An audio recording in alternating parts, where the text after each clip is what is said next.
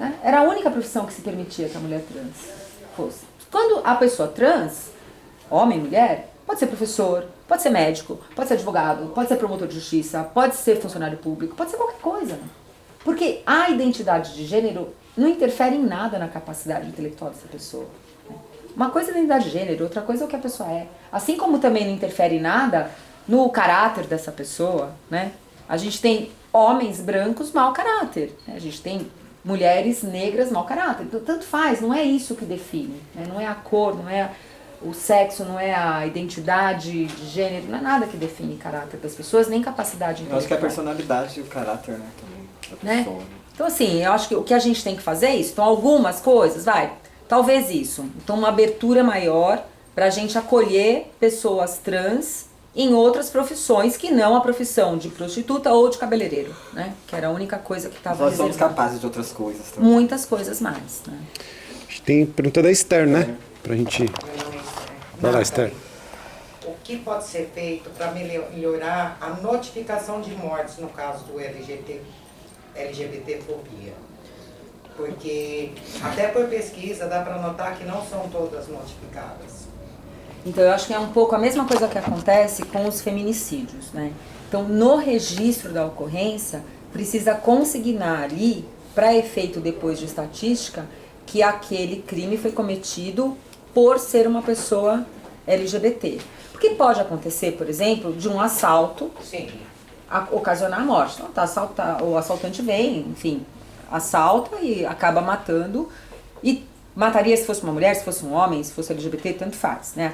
Aquilo não teve referência com o crime. Mas quando a gente tem um homicídio de uma pessoa LGBT, um homicídio de mulher, a gente tem que estar consignado lá e tem que registrar no boletim de ocorrência que aquilo foi a causa, né? Para a gente poder ter essas estatísticas. Por que a estatística é importante? Porque quando a gente sabe a estatística, a gente vê que tem um problema, né? Então, quando a gente vê que o Brasil é o país que mais mata pessoas trans, a gente sabe que tem um problema ali. Fala, puxa, como é que os outros países estão se resolvendo, né? A gente está resolvendo com morte, como é que eles estão resolvendo? Né? E aí a gente pode focar, então, em políticas públicas de educação, de maior acolhimento, do que seja, para a gente conseguir reduzir esses índices. Então, é importante a gente ter essa estatística. Posso só pedir um esclarecimento, assim, então... Para melhorar a notificação, precisa ter uma descrição melhor do que foi daquela ocorrência, é isso? Isso, precisa ter uma descrição melhor. Mas para ter uma descrição melhor, também a pessoa que está colhendo esses dados, o funcionário da delegacia, também precisa estar capacitado, porque senão ele também acha que é uma bobeira. Entendi. Ele também tem lá essa... Tô tocando isso. O funcionário da delegacia também tá lá meio que achando, ai, que bobeira essa coisa de LGBT, entendeu? Então ele também. Ai, morreu, pronto. Ele também não consigna esse dado, entendeu? Então a questão é uma reeducação, né? Capacitação. Do próprio funcionário, que está ali registrando a ocorrência, por exemplo. A gente fala capacitação, entendeu? A gente tem que capacitar as pessoas que estão fazendo esse atendimento para elas entenderem que é importante esse dado. Que é importante, né? Tá constando, né? Então, por exemplo, se chegar a um ponto de denúncia, né? Denúncia a gente fala quando o promotor começa o processo, né? Então, se o promotor começar um processo, então teve lá um homicídio de uma pessoa trans, por exemplo, uma pessoa LGBT, e aí, na hora que houve as testemunhas, ou pelos depoimentos, o promotor fala, opa, aqui tem uma questão LGBT. Ele vai colocar isso na denúncia, porque isso vai ocasionar um aumento da pena. Porque é um motivo torpe, é um motivo que não é um... Então, e como abala, né? Porque se não tem essa notificação correta, também a pena de quem fez... Também vai ser diferente, exatamente. Então É essa notificação tem que estar bem colocada lá. E para isso a gente tem que, de novo, capacitar, educar as pessoas que estão colhendo essa informação inicial. Muito bem. Acho que com isso a gente... foi aqui, explorou bastante essa questão dos crimes contra as pessoas LGBT, né? E a gente gostaria de avançar para outros temas também. E aí, tem algum grupo que gostaria de fazer? Lenildes? Vai lá, Lenildes. Boa noite, Nathalie. Boa noite. Me chamo Lenildes. A minha pergunta é, o que é assédio de gênero? Então, assédio de gênero ou violência de gênero é toda essa violência praticada em razão do gênero. Então, quando a gente fala assim, quando a gente fala da Lei Maria da Penha, né, eu vou falar em vários lugares da Lei Maria da Penha, a primeira pergunta que surge é, e a Lei José da Penha? Não tem, né? Não tem lei para homem? Não sei o quê, José da Lapa, tem Maria da Penha, não tem José da Lapa, né? A brincadeirinha que todo mundo fala. Então, por que não tem uma lei de proteção aos homens, né? Porque os homens sofrem a violência cotidiana, a violência urbana. Os homens, como é que os homens morrem mais? Os homens morrem na rua, os homens morrem por arma de fogo, os homens morrem pelas mãos de desconhecidos, né? E as mulheres, como é que as mulheres morrem? As mulheres morrem em casa, as mulheres morrem por arma branca, faca ou instrumentos do cotidiano da casa, e as mulheres morrem pelas mãos de parceiro ou de ex-parceiro. Então, quando a gente olha esses dados, a gente fala assim, puxa, o que está acontecendo aqui, né? O homem morre, você não consegue evitar, né? Não é uma morte evitável. Uma morte que aconteceu no bar, você consegue evitar de algumas formas, por exemplo, recolhendo armas da rua, né? Se não tiver tanta arma de fogo na rua, caem os números de homicídios, porque aí as disputas vão ser com outras armas não tão letais quanto um tiro, né? Quanto uma arma de fogo. Mas a morte de mulheres, ela é evitável, né? A gente consegue evitar. E por que a gente consegue evitar? A gente consegue evitar... Olá. Boa, tudo bem, Bruna? Bem-vinda. Por que a gente consegue evitar a morte de mulheres? A gente consegue evitar as mortes de mulheres porque ela é uma morte que ela vem num crescente, né? Não é que a mulher estava no bar e discutiu por causa do bilhar e o homem matou. Não. A mulher morreu depois de ter sofrido muitas violências, de ter sido muito agredida, de ter sido muito ameaçada. Aí o feminicídio é o topo daquela pirâmide, né? É o final daquela história, que começou lá atrás, muito tempo antes. Então, se a gente conseguir entrar ali no começo daquela história, a gente vai evitar aquele final infeliz, né? Ao passo que a violência dos homens, não. É uma violência que tá lá, o cara tá no bar, discutiu, bebeu demais e aconteceu, né? Então, por isso que a gente fala que a violência de gênero é importante, porque ela é uma violência que, primeiro, ela é evitável, se a gente conseguir identificar, e segundo, que a gente consegue identificar o porquê. Então, por que aquela mulher foi morta? Porque ela é mulher. E porque, em algum momento, ela rompeu com aquele pacto da sociedade de que ela ia ficar em casa, de que ela ia tomar conta dos filhos, que ela ia suportar o casamento, de que ela ia fazer as vontades do marido, que ela ia ser submissa. Quando a mulher rompe com esse pacto, ela fala, opa, pera um pouquinho, eu não quero ser submissa, você me trata mal, eu que ponho dinheiro em casa, você não ajuda nada com as crianças, não divide nada do trabalho da casa com as crianças, eu não quero mais ficar casada. Quando ela rompe com esse relacionamento, é o momento em que ela é vítima dessa violência. Por isso que a gente fala que o assédio de gênero ou violência de gênero, né, ela é diferente dessa violência que acontece, né? Então eu saio daqui e sou assaltada. Um pouco também porque eu sou mulher, porque se tiver um homem e uma mulher para ele assaltar, ele vai preferir assaltar a mulher, porque ele acha que é mais vulnerável, né?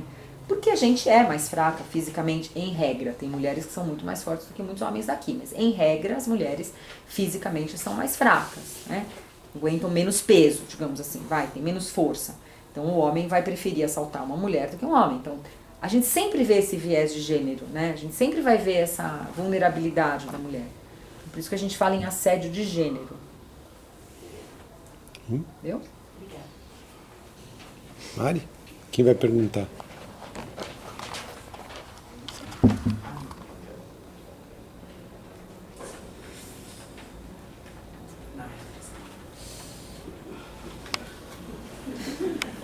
Olá, boa noite. Boa noite.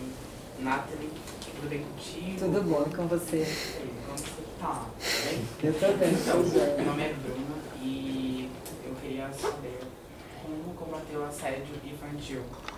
E tem uma pergunta de um amigo que não veio hoje. Não veio, não? Uma de cada vez. É. Tá. Então, assédio infantil ou abuso infantil, né? É muito grave isso. É muito alto o número de crianças que são abusadas, normalmente dentro de casa e normalmente por pessoas conhecidas. Então a gente deixa as crianças, por exemplo, com um parente, com um irmão mais velho, com um tio, com um avô, com o marido da avó, e essa criança sofre uma violência sexual, sofre um abuso sexual. Como é que a gente combate? A gente como mãe e pai, né, então primeiro, ou como uma pessoa próxima da família, é observando essas crianças, né? Então vendo mudança de comportamento, verificando se o rendimento escolar da criança caiu, se a criança de repente era uma criança alegre, solar, brincalhona, e de repente ela começou a ficar triste, amuada, chorona, com medo, se a criança passa a ter pesadelo, tudo isso são sinais que a gente tem que observar, né? E aí a gente tem que abordar a criança e conversar. A criança tem que se sentir confiante para falar isso que está acontecendo. Normalmente isso ele é feito primeiro de uma forma lúdica, né? Então o abusador de criança, sobretudo quando a criança é pequena, ainda mais quando a criança é pequena, ele não pratica aquilo com violência, né? Então ele pratica aquilo de uma forma de brincadeira. Ah, eu vou te fazer uma massagem. Ah, eu vou fazer uma brincadeira aqui com você, né? Então ele faz aquilo de forma com que a criança não perceba que aquilo é um abuso sexual. Às vezes a criança tem um desconforto, né? Ela não gosta. Às vezes a criança gosta, né?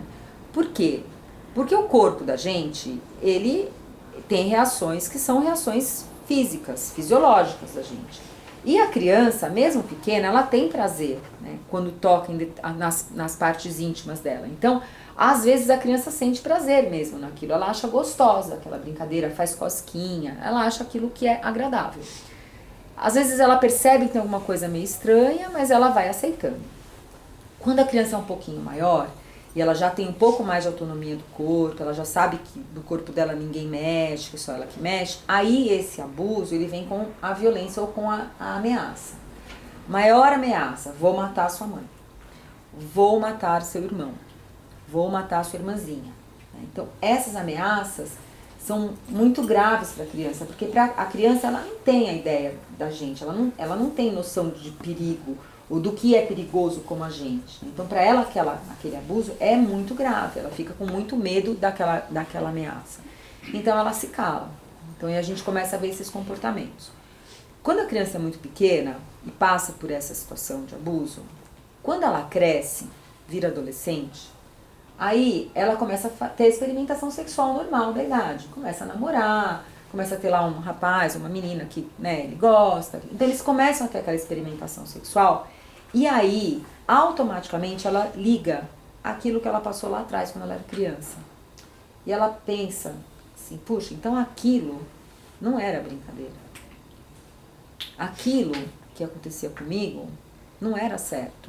E aí, esse adolescente pode entrar num processo muito ruim de se autolesionar, né? Então, são adolescentes que se cortam, às vezes até tentam suicídio. Então é muito importante a gente ficar de olho nessas reações dessas crianças, a gente tomar muito cuidado com quem a gente deixa os nossos filhos, né? Infelizmente, a gente tem que tomar muito cuidado com quem a gente deixa os nossos filhos.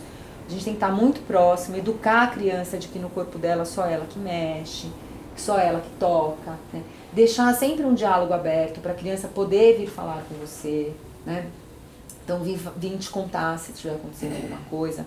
E é muito interessante que a gente ouve relatos de criança que conta a violência sexual quando ela cresce um pouquinho e o abusador passa a abusar do irmão mais novo, da irmã mais nova.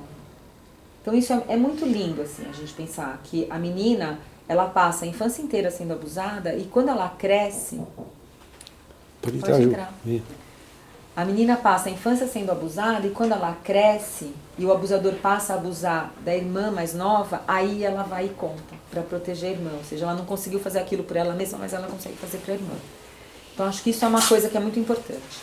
A gente, como poder público, o que a gente tem que fazer? Educar essas crianças, né? Então, 100% das vezes em que a gente vai em escola pública falar sobre violência sexual contra a criança, ao final, uma criança procura a professora, procura a diretora, às vezes procura a gente mesmo para relatar que ela é vítima de abuso. Então, sempre que o assunto surge na sala de aula, primeiro essa criança identifica que aquilo que ela está passando é abuso sexual. Às vezes ela não sabia, ela não tinha se ligado daquilo.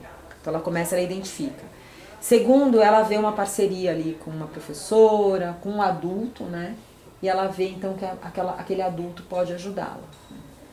Então, assim, eu acho que o que a gente pode fazer é isso. A gente, como pai, como mãe, a gente observar, né, como cuidador ou como parente, observar essa criança, essa mudança de comportamento. E como poder público é falar desses assuntos na escola, falar com as crianças, para elas começarem a identificar esses abusos e conseguirem buscar ajuda. Entendi. Tá bom? Vai. Boa noite. Meu nome é Marida. Minha pergunta é: quais são os tipos de assédio que podem acontecer na escola? Então, acho que na escola a gente tem, quando a gente fala de assédio, né? Assédio, assim, no termo da lei mesmo, ele é uma coisa que acontece quando tem hierarquia, né? Então, o assédio no trabalho é o chefe contra o subordinado, na escola é de alguém que tem uma hierarquia sobre aquela criança, né? Então, um professor, um inspetor, um diretor. Então, acho que os assédios, assédio sexual, né, é um que pode acontecer. Então, vira e mexe, a gente ouve casos de professor que manda mensagem, por exemplo, para as alunas. Pode ser esse assédio que não chega a ser físico, mas é um assédio de mensagem, de pedir foto, de mensagens inadequadas. A gente pode ter o assédio físico mesmo, que aí é o toque, né, ou uma coisa mais direta. A gente pode ter o assédio moral também, né, que é aquele educador, professor ou inspetor que desmerece aquela criança, que desestimula aquela criança, que menospreza aquela criança, né? Você é burro, você não sabe fazer nada, tudo que você faz está errado, você nunca vai aprender, você não vai sair do primeiro ano, né? Isso são coisas que quando a criança ouve, vão limitando a capacidade daquela criança, né? Então a gente tem que ter muito cuidado na conversa com as crianças. Obrigada. Já passei por isso também. Antigamente tinha uma ideia, né, de que você tinha que estimular as pessoas depreciando, né? Então era muito comum isso, né, assim, na educação, né? Então era uma coisa de, você não vai dar em nada, para ver se estimulava aquilo melhor, a pessoa ia atrás, mas não é isso. Acho que a educação hoje em dia ela evoluiu muito no sentido de que você tem que, primeiro que as pessoas têm habilidades diferentes, né? Eu posso ser muito boa no direito, mas eu não sei desenhar nada. Eu faço homem de palitinho até hoje, né? Eu sou péssima no desenho, né?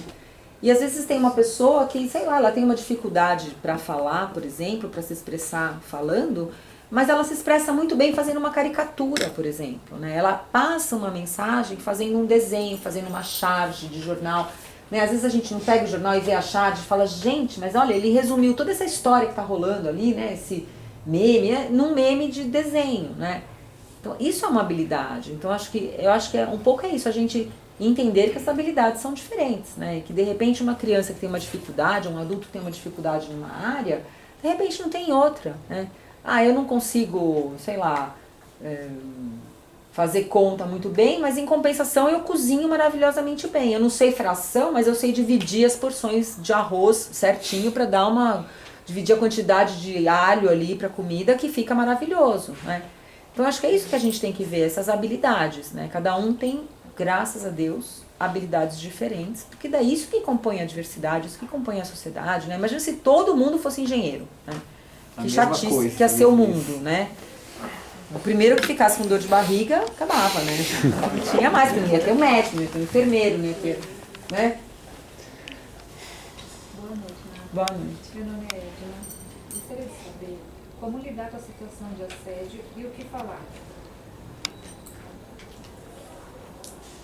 Então, acho que a primeira coisa, sempre que a gente está falando nessas violências, a primeira coisa que a gente tem que fazer é acolher a pessoa, né? Então, assim, ouvir a pessoa. E quando eu falo ouvir, é ouvir de verdade, assim, não é parar o que está fazendo, ouvir o que essa pessoa tem para falar. A segunda coisa é a gente não fazer julgamento nenhum, né? Então, mas também, né, você fez isso porque assim, também aconteceu isso, porque olha a roupa que você tava, né?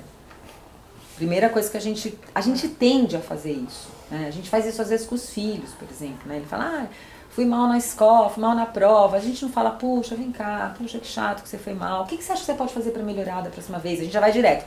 Também, né? Você ficou no videogame até não sei que horas, você não estudou nada. A gente faz isso, a gente já vai pro julgamento logo, né? Então, acho que a primeira coisa é a gente esperar, acolher, ouvir aquela pessoa. O que aconteceu? Aconteceu isso, isso, isso. A segunda coisa é ver o que a pessoa quer fazer daquilo. Às vezes a pessoa não quer fazer nada. Às vezes ela não está pronta para fazer alguma coisa. Né? Às vezes ela só quer desabafar com alguém. Né? Ela só quer botar aquilo para fora. Aí a gente pergunta, você quer alguma ajuda minha? Posso te ajudar em alguma coisa? O que você quer que eu ajude? Você quer que eu vá com você fazer a denúncia? Então vamos supor que tenha acontecido no ambiente da escola. Você quer que eu vá com você conversar com o diretor, por exemplo, para a gente ver o que a gente pode fazer em relação a esse professor, por exemplo, ou esse vigilante? A gente oferece ajuda e vê o que... Ah, não, eu ainda não quero. Então pensa um pouco, vai lá, a gente... Mas vamos... E a gente também vai pensando, vamos vendo o que a gente tira lá da nossa cabeça para ajudar aquela pessoa. Então acho que sempre a palavra, eu acho que é essa, acolhimento. Como é que a gente acolhe? Ouvindo primeiro, sem julgamento, depois perguntando o que a pessoa quer. Às vezes a pessoa não quer nada, às vezes ela só queria falar do assunto. E já passou e já está tudo certo. Né? Às vezes ela quer uma ajuda, ela quer que você vá junto. Às vezes ela não quer nada, ela só queria te falar e ela mesma já tem a coragem de falar com alguém. Né? Mas eu acho que assim, sempre é interessante essa pessoa levar essa denúncia, né, adiante, porque não aconteceu só com ela. É muito raro ter acontecido só com ela. A gente vê na TV direto isso. Pega um médico, né? E aí uma pessoa denuncia, quando vai ver, nossa, parece 20, né? Denunciando igual.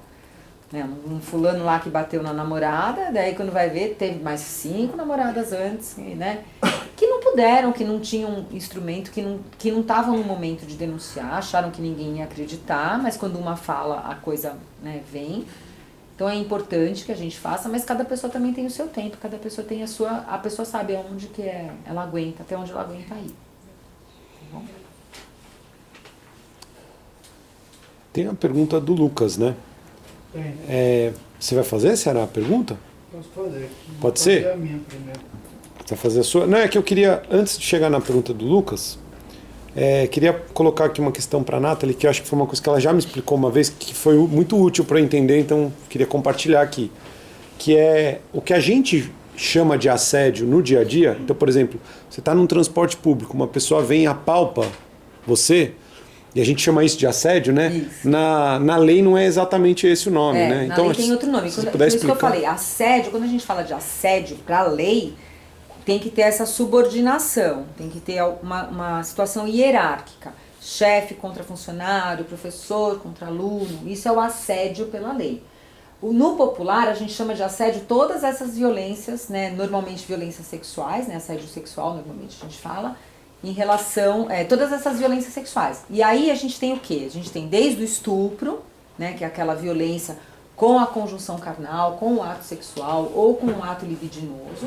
A gente tem o assédio no transporte público, que na verdade a gente chama de importunação sexual, a passada de mão, o beijo roubado, a encoxada no ônibus, né? A gente teve agora essa história do Big Brother há um tempo atrás, os caras lá que ficaram em cima da mulher, que era estrangeira, né? Passando a mão, abraçando, forçando o beijo, isso tudo a gente chama de importunação sexual, certo?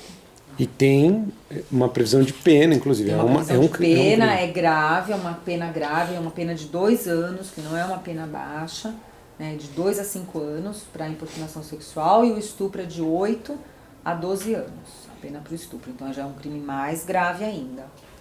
Antigamente a gente não tinha essa importunação sexual, não sei se vocês lembram algum tempo atrás, o caso do homem que ejaculava nas mulheres no ônibus, lembram? Aí ele foi preso, aí no mesmo dia ele foi solto. Eu lembro. Uns 2 anos atrás. Isso, aí ele foi preso de novo, fazendo a mesma coisa, aí ele foi solto de novo. Por que acontecia isso? Porque não tinha essa lei da importunação sexual. Era uma contravenção penal, era um crime bem fraquinho, que nem dava prisão, não podia nem prender. E era isso que acontecia para essas situações em que não era um estupro. Porque isso não é um estupro. A gente, né, a nossa ideia, a gente sabe o que é o estupro. Isso, ejacular no ônibus não era estupro. Mas também não era um nada. Não é que estava importunando só a mulher, caramba, né? Então aí criaram essa lei da importunação sexual. Então agora a gente tem a importunação sexual e a gente tem o estupro e o atentado violento ao pudor, que é a mesma coisa. Virou estupro. Tá bom? Que agora é crime e vale como lei também. Agora a importunação sexual é crime, então tem a lei da importunação sexual, então agora é um crime. Então agora é um crime de 2 a 5 anos. Então encoxar a mulher no ônibus, passar a mão, roubar beijo, isso tudo agora virou... Pode fazer a denúncia e... Pode fazer a denúncia e virou importunação sexual. Mas é importante para nós a gente saber essa diferença, né? Porque a gente chama no popular de assédio, mas como a Nathalie explicou, assédio seria se tivesse a relação, por exemplo, de chefe com empregada, Isso. professor com aluna, né? Como Isso, você falou. tem essa E hierarquia. não é que não é grave, né? Mas tem um outro nome para quem é do meio jurídico, que é importunação. Acho que é importante a gente saber dessas palavras também, né? É. No popular, todo mundo chama de assédio, né? Mas no jurídico tem o assédio, tem a importunação e tem o estupro. São basicamente esses 3 crimes sexuais mais importantes. Tá? Boa noite. Boa noite. Me chamo José Rodrigues, Vulgo. Ceará. Quando os homens estão bêbados, eles cometem assédio pela bebida ou porque eles são assediadores. Então, é engraçado isso da bebida, né? Então, lá na violência doméstica sempre acontece isso. O homem é ótimo. Aí quando ele bebe, ele bate na mulher, né? Aí você fala assim, tá bom. Ele só bate na mulher, né? Ele não bate num amigo do bar. Não é? Ele enche a cara e vai pra casa e bate na mulher. Né? Por quê? Né? No outro dia não lembro. No outro dia não lembra de nada. Então. Por quê? Porque no fundo, a bebida, a gente fala que ela é um gatilho. Ou seja, ela destrava aquela violência. Né? Ele se sente autorizado por conta da bebida. A bebida, ela rebaixa o nosso nível de consciência. Né? Então, quando a gente tá bêbado, a gente fica alegrinho, a gente não pensa direito, né? Você consegue fazer conta bem quando você tá bêbado? Raciocínio direito. Né? Você não consegue fazer, porque ela rebaixa o nosso nível de consciência, ela dá uma embaralhada lá nas ideias. Quando ela dá essa embaralhada nas ideias, surge aquilo que você tem dentro de você, né? Então, por isso que esse homem, quando ele tá embriagado, ele acaba agredindo essa mulher. Por isso que esse homem, quando tá embriagado, acaba assediando ou importunando, ou até mesmo, às vezes, estuprando uma mulher. Porque o nível de consciência dele está mais baixo, então aqueles freios que a gente tem, né, no dia a dia, eles estão menores, né? Então ele vai e pratica aquele ato. Mas o motivo do homem agredir a mulher, o motivo do homem importunar sexualmente ou estuprar uma mulher, é porque ele se acha superior àquela mulher e ele tem o direito de fazer aquilo com aquela mulher. Aquela mulher não é uma pessoa, lembra que eu falei no começo da objetificação? Aquela mulher não é uma pessoa. Se ela não é uma pessoa, ela não tem direitos, ela não tem vontades, ela não tem quereres, ela não tem nada. Então eu posso impor a minha vontade sobre ela. Então, isso que acontece quando ocorre a bebida, né? Só destrava aquilo que ele já tem pensando. Quando a gente fala de crime sexual, estupro, importunação sexual, assédio sexual, a gente não está falando de nada relacionado a amor, a paixão, a desejo sexual. A gente está falando de poder. Sempre um crime sexual, ele é uma expressão, ele é uma mostra de que aquele homem acha que tem poder sobre aquela mulher. Ele pode fazer isso, ele faz aquilo porque ele pode, na cabeça dele. Então não tem nada a ver com o impulso sexual, que ele não aguentou. Não, ele faz aquilo porque ele acha que ele pode fazer aquilo. Então é um crime, sempre é um crime de poder. Né? Ou ele tem tanto ódio daquela mulher que ele tem que fazer aquilo porque é uma forma dele humilhar aquela mulher. Então não tem nada relacionado com desejo, com nada disso. Ele faz aquilo porque ele entende na cabeça dele que ele pode fazer aquilo. E às vezes vai premeditado já, né? Bebe para atacar os outros. Isso. Só que no direito, quando a pessoa bebe, a pessoa bebeu porque ela quis. Eu enchi minha cara e bati o carro, eu não posso falar, mas eu estava bêbada, eu não sabia o que eu estava fazendo. Você bebeu? Quando você bebeu, você sabia que estava bebendo? Então, você responde pelos seus atos. Diferente de, por exemplo, vamos supor que tenham colocado alguma coisa na minha água. E aí eu saio daqui, eu tô tomando água, eu não sei, eu acho que eu estou tomando água. E eu saio daqui, a minha água tá batizada, por exemplo, com um Boa Noite Cinderela. E eu bato meu carro. Aí a minha embriaguez ou a minha condição, a gente fala que não foi pré-ordenada. eu não sabia que aquilo ia acontecer. Então, aquele ato que eu pratico, eu não vou ser processada. Agora, se eu bebi, porque eu quis, eu estava no bar e eu bebi, eu respondo por tudo que eu fizer em seguida. Então, se alguém já acha que bebe, já fica muito louco, é melhor nem beber. Né? Porque não vai ser desculpa. A bebida não é uma desculpa. Risco, né? Exatamente, a bebida não é uma desculpa. A embriaguez, o que a gente fala é assim, a frase que a gente fala é a embriaguez voluntária, ou seja, quando você se embriaga voluntariamente,